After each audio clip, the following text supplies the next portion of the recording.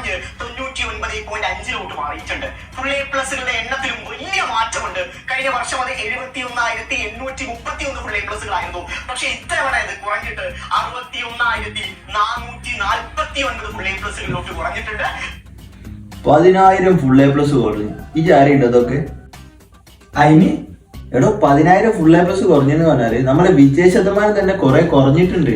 എടോ കുറെ full A plus ഉണ്ടായിട്ട് കാര്യമില്ല. ഈ കിട്ടിയ എ പ്ലസ് ഒക്കെ എന്തെങ്കിലുമൊക്കെ ചെയ്യാൻ വേണ്ടിയിട്ടും കൂടി എന്ത് ചെയ്യണം, കിട്ടുന്ന കുട്ടികൾക്ക് പഠിപ്പിച്ചു കൊടുക്കണം എന്നുള്ളതാണ്.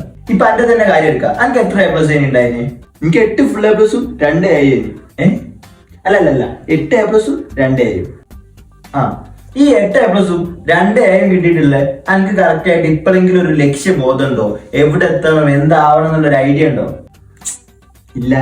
ഇതൊന്ന് ആലോചിക്കുക. എനിക്കൊരു ലക്ഷ്യമുണ്ട്, കോഴിക്കോട് ബീച്ചിൽ പോയി കാണണം അങ്ങനെ ലക്ഷ്യം എന്ന് വിചാരിക്കുക. എന്റെ കയ്യിൽ 100 റുപ്യ അല്ലെ 150 റുപ്യ ഉണ്ട്. ഇജ് ബസ്സിനോ വണ്ടിയിൽ പെട്രോൾ അടിച്ചിട്ടോ എന്ത് ചെയ്യും, പോയി കോഴിക്കോട് ബീച്ച് കാണും. ഇനി എന്റെ കയ്യിൽ 150 രൂപ ഉണ്ട്, ഇതെന്താ ചെയ്യേണ്ടതെന്ന് ഒരു ഐഡിയ ഇല്ലാന്നുണ്ടെങ്കിൽ ഒരു പക്ഷെ എന്റെ കയ്യിലുള്ള ക്യാഷ് വെറുതെ ഇരിക്കുക എന്നല്ലാതെ അത് കറക്റ്റ് ആയിട്ടുള്ള ഒരു ലക്ഷ്യത്തിന്റെ ഫുൾഫിൽമെന്റിന് വേണ്ടിയിട്ട് എനിക്ക് ഉപയോഗിക്കാൻ വേണ്ടിയിട്ട് പറ്റിക്കോണമെന്നില്ല എന്നുള്ളതാണ്. ആ അത് ശരിയാ.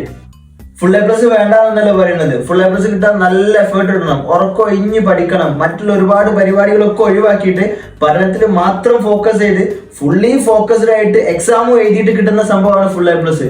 ബട്ട് അതിന്റെ കൂടെ തന്നെ വേണ്ട ഒരു സംഭവമാണ് എന്താണ് ആ കുട്ടി എത്തിച്ചേരേണ്ട ലക്ഷ്യം എന്നുള്ളത് കൂടി എന്ത് ചെയ്യണം, ആ കുട്ടിയെ പറഞ്ഞ് പഠിപ്പിക്കണം എന്നുള്ളതാണ്. ആ ശരിയാ.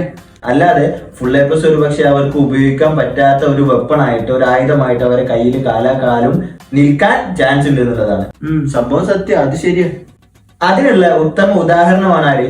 ഡിജി. ആ പറഞ്ഞ ശരിയാ. ഇതന്നെ പറഞ്ഞേ, കുറെ ഫുൾ എ പ്ലസ് കിട്ടിയിട്ട് കാര്യമില്ല, ബാക്കിയുള്ളവർ പറഞ്ഞതിന് ശരിയിട്ട് ഇങ്ങനെ ഇരിക്കാം കേട്ടോ. ഇനി അതല്ല, എനിക്ക് എന്റെ ജീവിത ലക്ഷ്യം കണ്ടെത്തണം എന്നുണ്ടെങ്കിൽ നമ്മളെ ടീം കണ്ടക്ട് ചെയ്യുന്ന ഒരു സമ്മിറ്റ് ഉണ്ട് ഈ വരുന്ന മെയ് 18-നാണ്. അതിൽ ജോയിൻ ചെയ്താൽ എനിക്ക് എന്റെ ലൈഫിൽ ഫുൾ എ പ്ലസ് വാങ്ങാം. ശരിയാ.